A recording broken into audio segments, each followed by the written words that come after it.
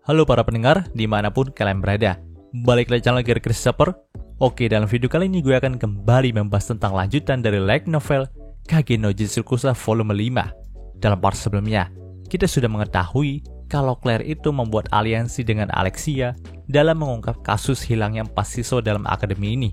Namun untuk melakukan hal itu, mereka berdua nampaknya harus memerlukan petunjuk melalui buku terlarang ataupun buku sejarah dalam perpustakaan akademi.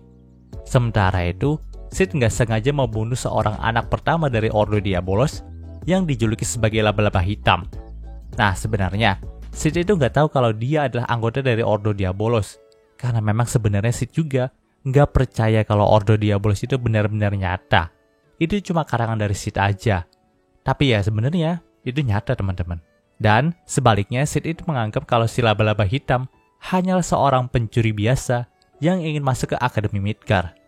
Dalam part kali ini, panel cerita pun dibuka dari karakter Sid. Pada pagi itu, suasana hati Sid pun sedang gembira. Karena memang pas waktu kemarin malam, dia mendapatkan jubah laba-laba hitam dari seorang pencuri yang gak sengaja dia bunuh. Ya, padahal yang dibunuh sama Sid kan anggota Ordo Diabolos. Nah, dikatakan jubah baru milik Sid itu bisa bersinar sewaktu malam hari dengan sinar bulan atau sewaktu siang hari dengan sinar matahari. Ya, sebenarnya kebahagiaan dari Babang Sid itu cukup sederhana ya teman-teman. Untuk mengekspresikan kebahagiaannya lebih lanjut, Sid pun langsung bangun pagi-pagi di hari itu dan udah senyum-senyum aja melihat jubah barunya. Biasanya Sid juga akan pergi ke akademi bersama Hiro dan Jaga di waktu masuk akademi itu udah mepet. Namun karena suasana hatinya sedang baik, dia pun pergi ke akademi lebih awal daripada biasanya. Menurut Sid, pergi ke akademi lebih pagi itu tidak buruk juga baginya, karena dia juga bisa menikmati udara pagi itu yang lebih sejuk daripada biasanya. Pada saat Sid itu mencapai gerbang Akademi Midgar, dia itu nggak sengaja ketemu sama Alexia. Tentu aja hal itu langsung mengubah mood dari Sid seketika itu juga. Itu dibuktikan dari Sid yang langsung pergi masuk ke dalam akademi duluan setelah menyapa Alexia di gerbang pintu masuk. Namun sebaliknya Alexia itu nampak senang pas lagi ketemu sama Sid. Tapi dia itu nggak mengekspresikannya secara langsung aja. Dan Alexia juga langsung mengejar Sid ketika Sid itu kabur dari hadapannya. Melihat hal itu, Sid pun mulai agak risih nih dan berkata kalau Alexia itu sedang memangsanya ya. Perkataan itu pun langsung dibahas sama Alexia kalau seharusnya Sid itu bangga karena bisa berjalan dengan seorang putri seperti dirinya. Di sini Sid pun hanya bisa mengiyakannya saja. Namun langkah mereka berdua pun langsung terhenti karena ada kerumunan siswa dekat gedung akademi. Dan setelah mendengarkan beberapa omongan dari siswa di sana, nampaknya ada seorang misterius yang mati tertancap patung pedang di depan gedung akademi. Nah, seakan lupa dengan perbuatannya semalam, Sid itu malah semangat ngedengernya dan langsung menuju ke arah kerumunan itu untuk melihat mayat dari seorang misterius yang dimaksud sama teman-temannya. Saat itu Sid juga terlihat sangat senang karena situasi seperti ini. Ya, ingatlah kelainan dari MC kita yang satu ini. Tapi ekspresinya pun langsung berubah menjadi muram ketika yang dilihatnya adalah pencuri yang gak sengaja dia bunuh tadi malam. Di sini Sid pun langsung menghela nafasnya dan berkata, "Oh iya ya, kalau sewaktu kemarin itu dia tuh gak sengaja mendorong pencuri hingga mayatnya tertancap di sana." Nah, Alexia pun juga melihat mayat yang tertancap di patung pedang itu. Dan Alexia pun langsung berkata nih kalau sepertinya orang itu adalah salah satu dari Ordo Diabolos. Kelihatannya dia bertarung dengan seseorang yang lebih kuat daripada dirinya dan berakhir terbunuh dengan kejam. Namun Sid pun langsung menyela perkataan dari Alexia dengan berkata nih, kalau itu adalah mayat dari seorang pencuri biasa aja. Mendengarkan hal itu, Alexia pun menatap Sid dengan tatapan yang aneh. Lalu berkata kalau nggak mungkin, orang itu hanya seorang pencuri biasa, orang jelas mayatnya itu dieksekusi dengan kejam loh. Nah, karena melihat Alexia yang begitu ngototnya, Sid pun hanya berkata iya-iya aja. Pada saat itu juga ada seorang anak laki-laki culun yang mendekati Alexia dan Sid nih. Dia adalah Isakun, siswa terpintar dalam kelasnya Sid. Di sini Isak pun berkata kalau sebaiknya Sid dan Alexia itu pulang ke asrama mereka. Karena dengan adanya kasus ini, akademi itu akan diliburkan untuk sementara waktu. Dan para guru juga akan membantu Kesatria Midgar untuk menyelidiki mayat tersebut. Melihat kehadiran dari Isakun, Sid pun jadi heran nih, bukannya Isak itu kemarin sakit ya? Tapi kenapa dia itu terlihat baik-baik aja sekarang? Mendengarkan hal itu, Isak pun berkata nih, kalau dia itu nggak sakit. Dia itu nggak masuk kemarin karena ada sebuah urusan aja. Nah, di sini babang kita Sid pun langsung memprotes kembali Isaac nih karena gak hadir kemarin. Kan jadinya Sid itu susah nyontek dalam kuis yang kemarin. Tapi perkataannya itu berhenti di tengah jalan sehingga Isaac itu gak curiga sama dia. Terlepas dari itu semua, Isaac juga langsung menambahkan kalau Alexei dan Sid juga harus berhati-hati nih. Mungkin pembunuh dari orang yang ada di sana itu masih berkeliaran di akademi ini. Di sini Alexei juga mengiyakannya dan meminta Sid untuk lebih berhati-hati lagi. Sid pun hanya mengiyakan hal itu. Namun tiba-tiba aja nih, ada sebuah kalung rantai yang diikatkan kepada leher Sid. Di sini orang yang mengikatkan kalung rantai itu kepada Sid berkata, kalau akhirnya dia bisa bertemu dengan Sid juga. Yap, seorang itu adalah Claire. Di sini, babang kita Sid pun hanya bisa pasrah tertangkap oleh kakaknya itu. Padahal selama musim dingin ini, dia itu selalu bisa menghindari pertemuannya dengan Claire. Tapi nampaknya hari ini dia itu kurang beruntung aja. Si Alexia pun jadi kaget nih, kalau ternyata kalung yang sebelumnya ia temukan di kamar Claire adalah milik Claire sendiri. Padahal Alexia kira kalung itu adalah milik seorang yang mencoba menangkap Claire. Jadi ia pun memberikan kalung itu kepada Ordo Kesatria. Dan di sini untuk memastikan aja, si Alexia pun berkata nih, kalau apa yang ingin Claire lakukan dengan kalung tersebut. Mendengarkan pertanyaan itu, Claire pun langsung menatap Alexia dengan keheranan. Lalu berkata, kalau bukan kau udah jelas ya. Mendengarkan jawaban dari Claire, Alexia pun kembali berkata nih, kalau benar juga ya, anjing itu perlu kalung dan rantai. Setelah itu, Sid pun langsung diseret sama Claire pergi dari sana. Nah sebenarnya Sid itu oke-oke aja diseret sama Claire, tapi yang bikin dia penasaran itu kenapa kakaknya bisa akrab sama Alexia ya. Panel cerita pun berpindah ke kamar asramanya Claire. Saat itu Sid pun langsung diinterogasi sama Claire di sana. Dan Claire juga langsung menyebut Sid sebagai pembohong, lalu mencekiknya dengan keras. Di sini Sid pun langsung berlagak kesakitan padahal dia itu nggak merasakan sakit sama sekali ya karena dia itu dilindungi sama slime bodysuitnya teman-teman. Tapi kalau semisal nih adik Claire itu bukan Sid, pastinya Claire itu udah lama ngebunuh adiknya sendiri deh. Ya karena sama Sid aja dia tuh udah nyekek-nyekek aja. Nah pas ngeliat scene Claire itu mencekik Sid dengan menangis, lalu menuduh Sid sebagai pembohong, ngebuat gue jadi heran nih sama Claire. Sebenarnya Claire itu yandere atau brokon sih sebenarnya. Tapi terlepas dari itu semua, Sid pun sangat berhati-hati saat berbicara dengan Claire, karena dia itu nggak mau kalau Claire sampai lebih marah lagi kepada dirinya. Nah, saat itu Claire pun langsung menyinggung soal Sid yang nampak berbohong tentang Nina nih. Yang dimaksud sama Claire di sini adalah Sid yang pernah bilang kalau Nina itu minjemin buku terlarang kepada Sid. Tapi kan pas ditanya sama Claire, si Nina itu nggak ngerasa minjemin buku itu kepada Sid. Jadi Claire itu ngirain Sid udah bohong kepada dirinya. Namun di sini Sid itu lupa dengan hal itu, jadi ia pun ngomongnya iya-iya aja. Untungnya Claire juga masih tetap percaya sama Sid. Kalau enggak, mungkin Sid itu harus tewas di tangan kakaknya. Setelah membicarakan hal itu, Claire pun langsung mengubah topik pembicaraan mereka kepada kasus hilangnya 4 siswa Akademi Halford. Claire pun berkata kalau dia itu akan menyelidiki kasus ini dan ada kemungkinan Claire itu bisa dalam bahaya. Jadi ia meminta kalau Sid itu harus tetap percaya kepada dirinya dan tetap berhati-hati. Mendengarkan hal itu, Sid pun berkata dalam hatinya kalau penyakit cuni dari kakaknya itu kambuh lagi ya. Padahal kita tahu sendiri kalau Claire memang lagi dalam bahaya teman-teman. Tapi babang kita Sid itu masih nganggap kalau kakaknya itu cuma mengarang cerita aja. Namun karena nggak mau Claire itu marah lagi, di sini Sid pun mengikuti percakapan dari Claire dengan serius. Lalu berkata nih kalau dia nggak ingin kakaknya mati. Mendengarkan hal itu, Claire pun berkata sambil menangis kalau dia akan pulang dengan selamat kepada Sid. Bahkan Claire juga sampai ngomong sama roh Aurora yang ada di sampingnya kalau dia itu akan berjuang untuk menguak kasus ini. Tapi si Aurora itu malah menanggapi Claire dengan komentar yang nyeleneh nih. Kalau Claire itu sebaiknya menghentikan dramanya itu karena terlihat memalukan di depannya. Tentu aja si Claire pun langsung bertengkar sama Aurora di hadapan Sid nih. Sedangkan Sid pun hanya bisa menggelengkan kepalanya melihat kakaknya itu berbicara sendiri dengan tembok. Yaps, di sini nampaknya bahkan Sid itu nggak bisa ngeliat roh Aurora yang selama ini mengikuti Claire. Di saat terakhir, Claire pun langsung memeluk Sid dengan erat sampai tulang belakangnya itu patah. Panel cerita pun berpindah ke kartu Sid lagi.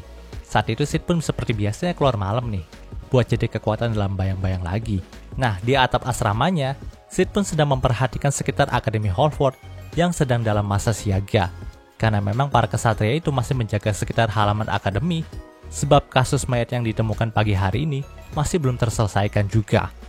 Namun tanpa disadari, sebuah kabut putih pun langsung menyelimuti Sid kala itu dan membawanya ke dimensi tempat Claire itu sempat terjebak. Dalam dimensi itu, Sid pun dipertemukan kembali dengan Aurora, tapi dalam versi mudanya.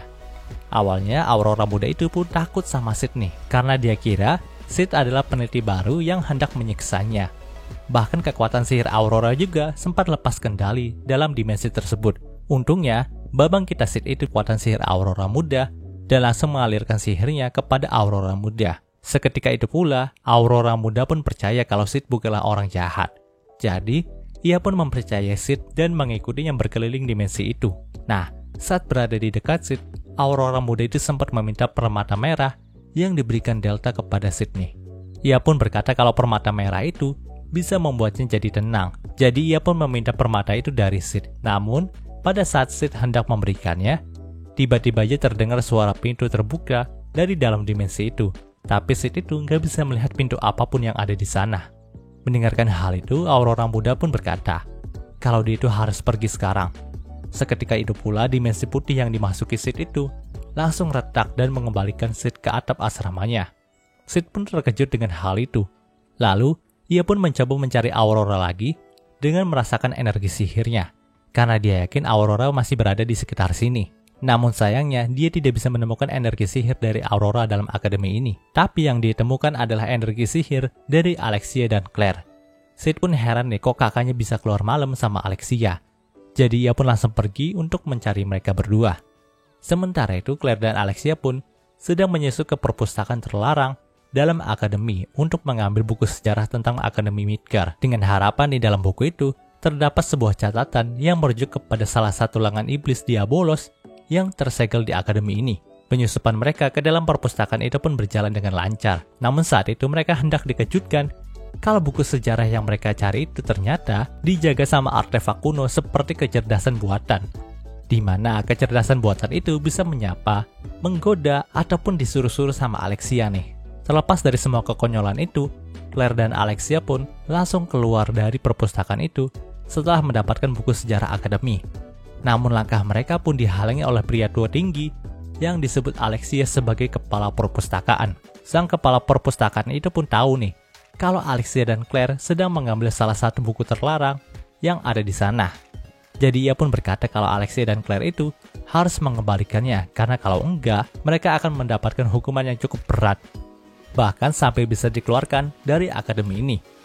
Karena tak mau dirinya dianggap sebagai penjahat, karena bisa membuat adiknya diejek satu akademi ini, Claire pun meminta Alexia untuk membalikan bukunya aja. Tapi Alexia pun tidak mau melakukannya.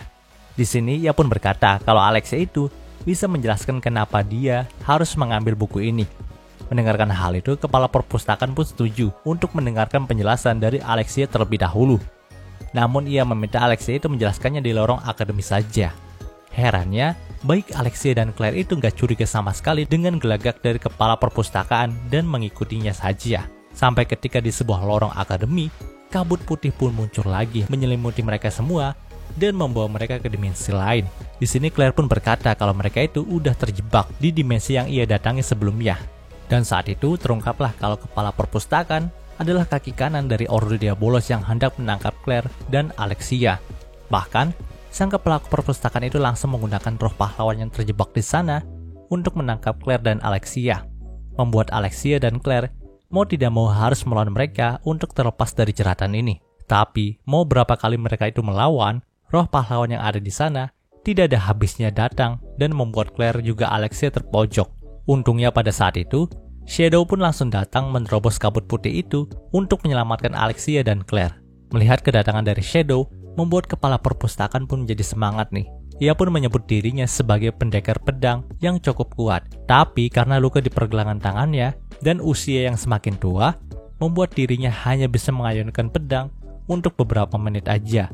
Dan disinilah ia pun tahu kalau Shadow pasti akan mencabut nyawanya. Namun itu tidak apa-apa, karena dengan begitu, dia bisa mati sebagai seorang pendekar pedang. Dimulailah pertarungan di antara Shadow dan kepala perpustakaan.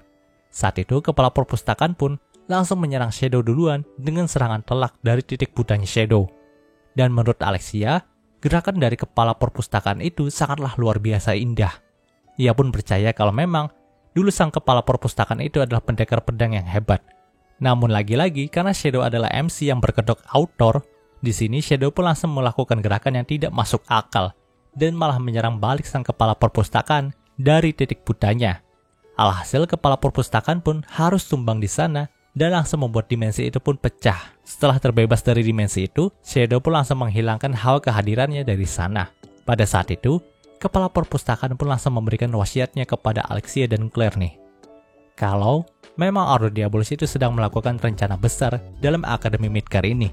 Dikatakan juga, Tears of Diabolos yang membuat para Round of Table Diabolus itu tetap hidup abadi semakin menipis. Maka dari itu, mereka ingin membangkitkan iblis Diabolus lagi untuk kembali memperbanyak Tears of Diabolos agar mereka itu bisa hidup abadi selamanya. Namun nampaknya rencana mereka itu akan terhalang oleh Shadow Garden. Dia pun memiliki firasat kalau memang munculnya Shadow Garden pada era ini bukanlah suatu kebetulan, melainkan memang untuk menghancurkan Ordo Diabolus itu sendiri. Sebenarnya kepala perpustakaan juga terpaksa menuruti perintah Ordo Diabolos karena dia itu diancam oleh Fenrir, salah satu petinggi dari Ordo Diabolos yang termasuk dalam Round of Table, di mana dulu kepala perpustakaan itu tergabung dalam Ordo Kesatria Midgar, tapi semua pasukannya itu dibunuh sama Fenrir, dan pergelangan tangan dari kepala perpustakaan pun dilukai oleh Fenrir sampai dia itu tidak bisa menggunakan pedang seperti semasa jayanya lagi. Sejak saat itulah sang kepala perpustakaan juga harus tunduk sama Fenrir dan menjalankan perintahnya hingga sekarang. Setelah mengatakan hal itu, kepala perpustakaan pun menghembuskan nafas terakhirnya. Panel cerita pun berpindah keesokan harinya. Saat itu, Alexia pun langsung memberitahu semuanya mengenai Ordo Diabolus kepada kakaknya yaitu Iris. Namun apa daya, Iris telah menjadi orang yang sangat bebal setelah kekalahan memalukannya di turnamen God of War dengan Shadow. Jadi, Iris pun percaya kalau Ordo Diabolus itu hanyalah sebuah alibi yang dibuat sama Shadow Garden agar mereka itu dipercaya masyarakat sebagai pembela keadilan. Hal itu juga diperkuat dengan survei yang dilakukan sama wakil kapten Ordo Kesatria Midgar yang baru yaitu Hop. Di sini, Hop pun mengumpulkan beberapa kesaksian dari masyarakat yang katanya pernah diperintah Shadow Garden buat jadi bawahan Ordo Diabolos. Mereka pun membayar masyarakat untuk melakukan hal itu. Tentu aja Alexia pun gak percaya mengenai hal tersebut, karena memang dia telah melihat sendiri kalau Shadow Garden bukanlah organisasi jahat, dan Ordo Diabolos itu benar-benar nyata. Melihat Alexia yang seperti itu, Iris pun langsung mencengkram tangannya dan berkata nih, kalau Alexia itu tetap keras kepala dan menghalanginya untuk menangkap Shadow Garden, maka dia juga gak akan segan-segan melukai Alexia. Yaps, di sini Iris sudah menjadi orang yang kurang waras karena kekalahannya dari Shadow. Setelah mengatakan hal itu, Iris pun langsung pergi dari hadapan Alexia. Panel cerita pun berpindah ke sebuah ruangan bawah tanah Akademi Midgar. Saat itu Zeta pun ditemani oleh salah satu anggota skuadnya untuk menyelidiki sebuah kuil yang ada di dalam sana. Dan ternyata dalam kuil itu terdapat salah satu lengan iblis Diabolos yang hendak dicari oleh Ordo Diabolos sendiri. Melihat hal itu, gadis di sampingnya pun bertanya apakah Zeta itu akan menghancurkan lengan tersebut. Di sini Zeta pun berkata kalau dia tidak akan menghancurkannya. Setelah itu, Zeta pun malah menyalurkan energi sihirnya kepada sebuah segel yang mengekang lengan itu. Secara otomatis, memunculkan satu roh pahlawan yang diyakini sebagai roh pahlawan Beastman, leluhur dari Zeta dan Delta, yang masuk dalam 3 pahlawan kuno yang menyegel iblis Diabolos. Nampaknya memang 3 pahlawan itu menyegel sebagian dari roh mereka untuk menjaga agar tidak ada orang yang bisa melepaskan bagian-bagian dari iblis Diabolos yang telah mereka segel. Karena kalau kita flashback ke cerita WN-nya, Sisith juga pernah melawan bagian dari rohnya Freya ketika dia itu membebaskan salah satu jari dari iblis Diabolos ataupun Aurora. Namun di sini si Zeta itu nampaknya hanya ingin memastikan kalau memang ada roh pahlawan leluhurnya yang menjaga segel lengan dari iblis Diabolos ini. Jadi setelah melihat hal itu, Zeta dan anak buahnya pun langsung pergi dari sana tanpa memberikan perlawanan apapun. Dan cerita di part ini pun berakhir. Oke, mungkin sudah pembahasan untuk light novel Kage no Jitsurukusa volume 5-nya kali ini. Jika kalian suka video ini, jangan lupa untuk like, komen, dan juga subscribe dan juga share agar gue lebih semangat lagi dalam membuat video dalam channel ini. Terima kasih telah mendengarkan sampai titik ini. Gue Gear Christopher, signing off.